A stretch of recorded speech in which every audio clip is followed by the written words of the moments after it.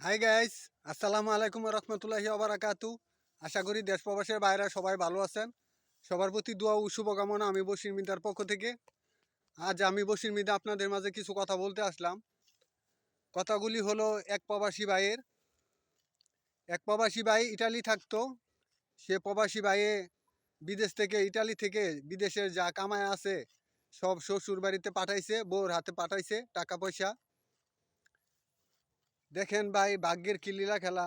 আপনারা প্রবাস থেকে এত কষ্ট করে টাকা কামাই করেন, সে টাকাগুলি যার তার হাতে তুলে দিয়ে আপনাদের জীবনটা নষ্ট করে দিচ্ছেন।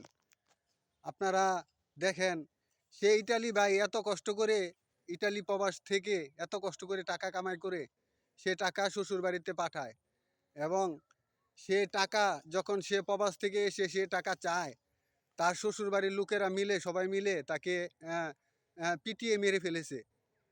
বলেন তো ভাই, আপনারা প্রবাসী ভাইয়েরা, আপনারা কি চান আপনাদের জীবনটা এরকম হয়ে যাক? আপনারা আপনারা সবসময় আপনাদের নিজের ভাগ্যটা নিজেই গড়েন। তা না হলে অন্যের হাত দিয়ে যদি আপনাদের ভাগ্য গড়তে চান, তাহলে আপনাদের জীবন সে ইটালি প্রবাসী ভাইয়ের মতো হয়ে যাবে।